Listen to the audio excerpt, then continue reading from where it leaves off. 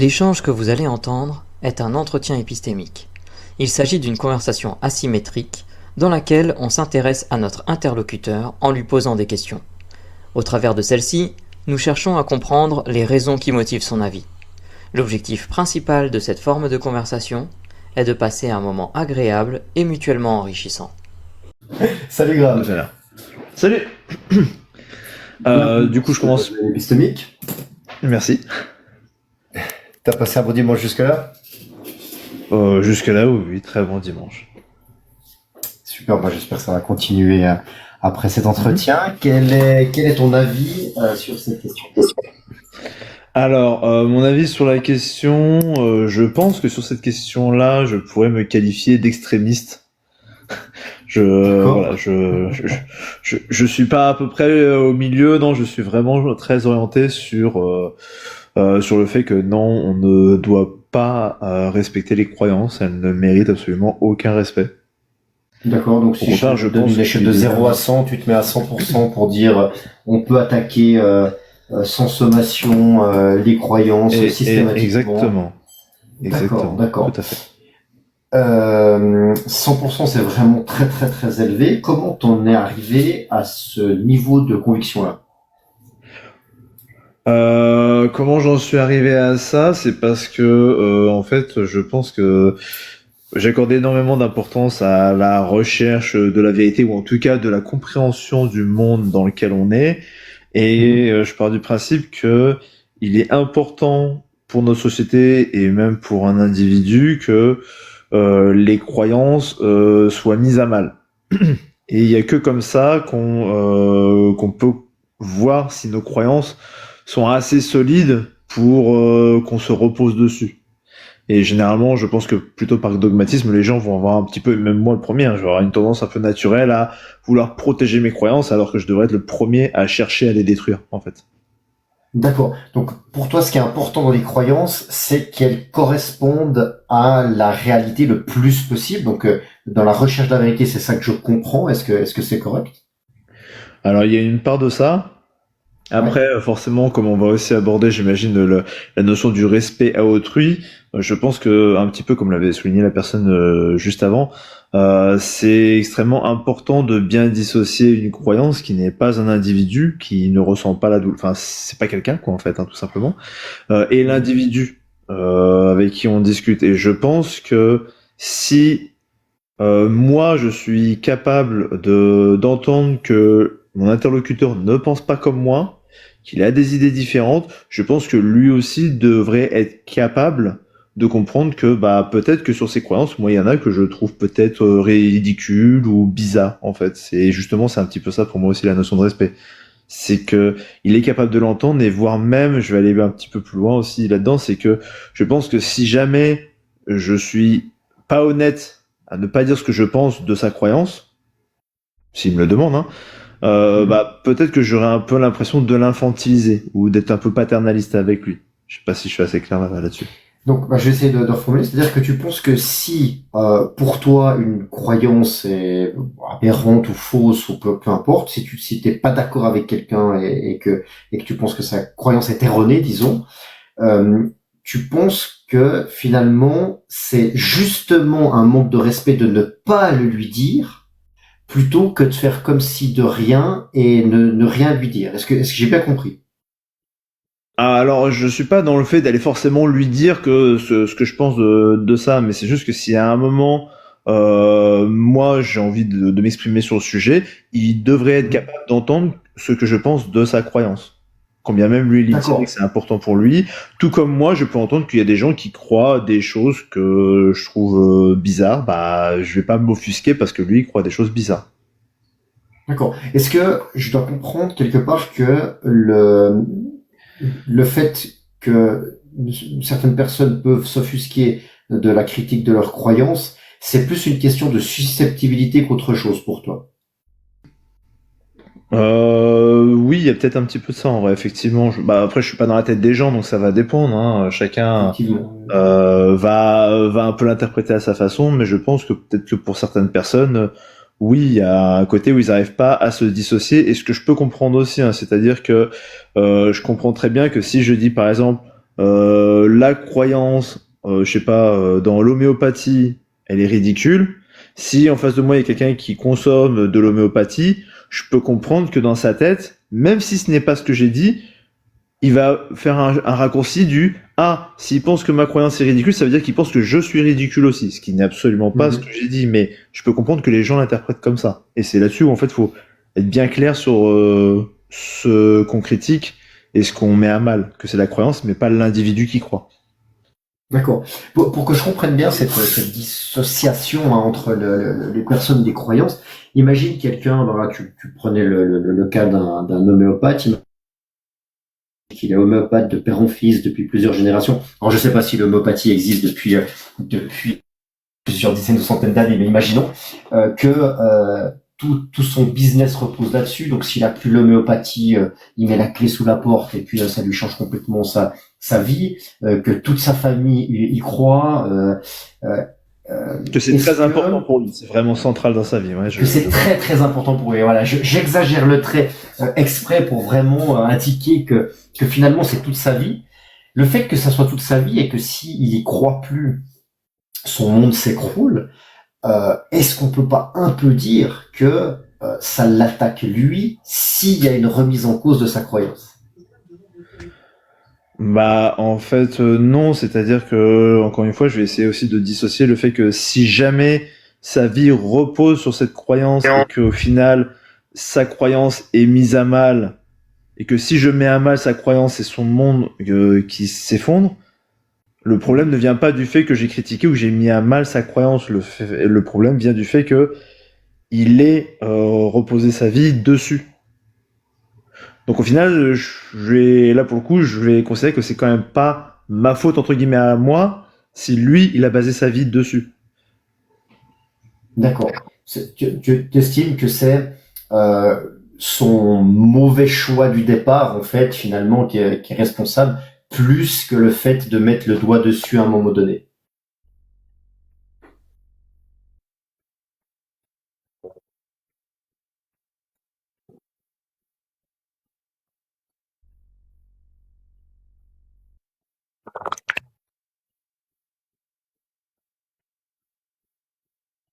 De critiquer la croyance, voilà. D'accord, ouais, ok, je te remercie. Vu que tu es à 100%, hein, c'est quelque chose de très très haut.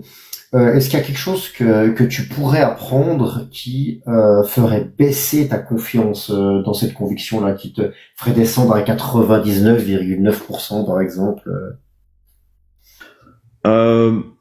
Alors, je sais pas s'il y en a, mais je pense que même s'il y en avait, je tiendrais quand même comment dire, cette même position, en tout cas. Peut-être qu'effectivement, en vrai, je dis 100%, mais je pourrais être à 99 et quelques, enfin, laisser la petite marge de doute bayésienne, on va dire, mais même si c'était le cas, même si, imaginons, ça baissait, je pars du principe que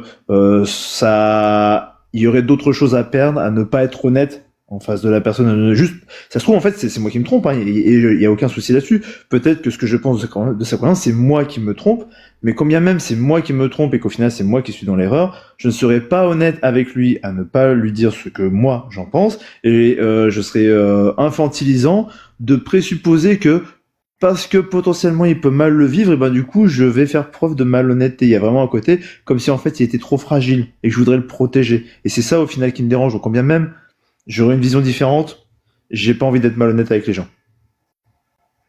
Ouais, parce que j'ai pas envie qu'ils le soient avec moi. Voilà. On a parlé un peu théoriquement. Est-ce que dans la pratique, il y a parfois dans la vie où effectivement tu vois qu'il y a une opinion que tu penses erronée, une croyance que tu penses erronée, et du coup tu, tu hésites à le dire et finalement tu renonces à le dire. Ça t'arrive?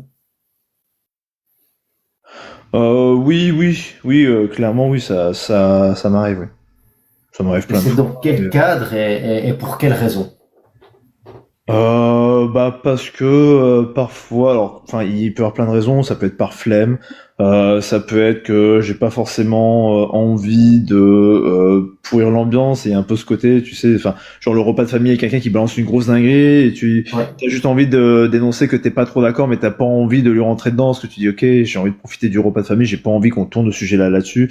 Donc oui, typiquement dans le cadre repas de famille, ou même parfois sur des lives TikTok quand on est nombreux et que bah c'est déjà parfois compliqué de parler quand on est 8. Parfois, bah, je me dis tant pis, je laisse passer sous le tapis, c'est pas grave. Encore une fois, je vais survivre si jamais je m'exprime pas pendant 2 minutes. Je pense que j'arriverai à survivre. D'accord. Donc, quelque part, tu sais que certaines critiques euh, peuvent être mal reçues, même à tort, hein, disons, par rapport à ton opinion, mais malgré tout, parfois, tu ne le fais pas pour pas, je vais pas dire envenimer, mais pour pas, comment dire ça, pour garder la convivialité et ne pas braquer les gens. Donc, tu le fais malgré tout en pratique. Oui, c'est ça. Je le fais malgré moi, mais je considère que c'est pas spécialement une bonne chose à faire, mais je le fais D'accord. parce qu'il y a d'autres choses qui rentrent en compte. Et Ok. si je peux juste enfin donner un peu une image de ma position pour prendre un peu parce qu'il y a aussi une question que je trouvais intéressante, je me permets dans un entretien juste avant. Je sais pas si vous Mhm. connaissez Watchmen, donc si tu connais Watchmen, mais Pas du tout. quand justement c'est une œuvre de fiction et dans l'histoire en fait il y a tout un complot qui est mis en place pour protéger les gens. Et je considère, tout comme Rorschach dans cette œuvre-là, que personnellement, même si ça menaçait les gens ou les sociétés ou les populations, encore une fois, je considère que c'est un peu paternalisant de ne pas dire aux gens la vérité, même si la vérité pourrait mettre en danger les gens. Je considère que les gens ont le droit de savoir et que c'est pas parce que on estime que ça pourrait protéger des gens qu'il faudrait le cacher. Donc même si ça mettait des gens en danger, je considère que les gens ont le droit de savoir. Je pourrais pas me permettre, moi, de me dire on sait des choses et on va pas le dire aux gens parce qu'on a peur de ce que ça pourrait engendrer, en fait. D'accord. Alors, je suis pas sûr d'avoir très bien compris. Watchmen, c'est quoi? C'est une fiction, un livre C'est une œuvre ou de une série ou un. ouais. D'accord. Et dans cette fiction, le fait de critiquer des croyances met en danger des personnes, voire même tue des personnes. Et même dans ce cas de figure-là, tu penses qu'il est Voilà. nécessaire de continuer à critiquer les croyances. C'est ça. En gros, il y a un complot qui est fait pour protéger les gens. C'est vraiment le côté un peu à l'envers, genre on met un complot mais pour protéger le monde en fait. Et le D'accord? monde est sauvé grâce à ce complot. Et ben même là, je considère qu'il est important de dénoncer ce complot. Combien même ça pourrait Ok. mettre le monde en danger, quoi. Ok. Alors si je comprends bien, tu mets la vérité et l'information factuelle de manière plus haute que la vie des gens quelque part. Je sais pas si on peut le dire comme ça. Est-ce que c'est caricatural? Bah, je le mets pas au-dessus de la vie des gens, mais je considère que la peur que l'on peut avoir sur ce que les gens en feront ne vaut pas le coup de cacher la vérité. D'accord. D'accord. Disons Du que ça coup, n'appartient pas à moi de garder cette information-là. Les gens doivent le savoir et après ils en font ce qu'ils en veulent en fait. Et c'est plutôt ça en fait que je voudrais promouvoir. d'accord. Mais parce que tu penses que sur le long terme c'est bénéfique, ou même si sur le long terme c'est pas bénéfique, c'est-à-dire que euh, les gens continuent à mourir et que ça n'arrange rien au final, t'es quand même pour privilégier la vérité. Ouais, je sais pas comment Oui, c'est ça, mais je suis le pour dire privilégier autrement. la vérité, mais pour le dire autrement, encore une fois, surtout mon propos, c'est que je ne considère que c'est pas à moi de décider de ce que vont en faire les gens et d'estimer que c'est une bonne ou une mauvaise chose. C'est D'accord. un petit peu comme la science en fait, elle est pas descriptive, enfin elle est pas prescriptive, elle va juste décrire des choses. Après, ce qu'en font les gens de cette connaissance-là, ça leur appartient à eux. Et je vois pas au nom de quoi est-ce que moi je devrais considérer que je garde cette information-là et je ne la partage pas. Voilà. Ok, je crois que je comprends mieux. En fait, t'as pas envie de te placer en tant qu'arbitre quelque part. Oui, c'est ça, effectivement. Ouais, ok, ouais, ok. Parce que, comme tout le monde, tu sais que tu peux te tromper, et donc si tu as un mauvais jugement à un moment donné, eh bien, ça sera plus dommageable. Est-ce que j'ai Entre autres, correctement compris? Ouais. oui, effectivement, oui, il y a aussi ce danger-là. Oui. Ok, bah écoute, c'était super intéressant. Tu m'as donné envie d'aller regarder ça, donc je me suis noté ça, j'irai regarder. Je te remercie beaucoup, Graham, pour cette conversation. Je vais me tourner vers mes camarades, savoir s'ils ont une question à porter pour toi. Ah, j'ai pas de questions de mon côté. Merci, John. Jean- Russell, est-ce que tu as une question pour Graham? J'en ai une, mais elle est un peu capillotractée. Je voudrais juste vérifier quelque chose avant de la poser. Graham, si j'ai bien compris, ton honnêteté t'impose de dire tout le temps la vérité sur une croyance qui t'apparaît comme fausse, c'est bien ça? Je croyais que t'avais fait une blague sur ma coupe de cheveux. Elle m'impose d'être honnête avec mon interlocuteur si je dois m'exprimer sur un sujet. C'est surtout ça. D'accord. On est mi-novembre. Ta petite nièce est hospitalisée en oncologie. Le pronostic vital est engagé à 2 semaines. Tu passes la voir et elle te dit c'est super, à Noël je vais avoir une belle robe de princesse. Est-ce que tu lui dis la vérité ou pas? Bah alors déjà j'en discuterai avec ses parents, mais oui, je pense qu'elle mérite au moins la vérité. Ouais. Ok. Merci, Russell. Je vais te poser la dernière question, Graham, celle que tu connais très certainement des lives épistémiques. Comment tu t'es senti pendant cette conversation avec moi cet après-midi? Très bien, très bien.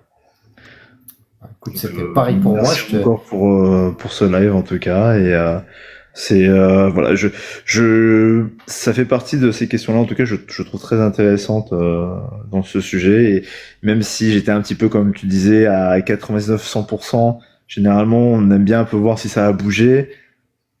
C'est vraiment sincèrement une question sur laquelle j'aimerais savoir quel élément me ferait douter ou me ferait un petit peu tourner sur me faire changer de position, mais j'avoue que Mhm. je ne vois pas trop pour l'instant. Et ce qui me dérange, parce que moi j'aimerais bien avoir des critères pour ça. Et Bah, écoute, comme je l'ai dit avant, c'est bien de... Moi, j'avais peut-être un élément. Bah, cette petite nièce fond en larmes parce qu'elle était pas au courant.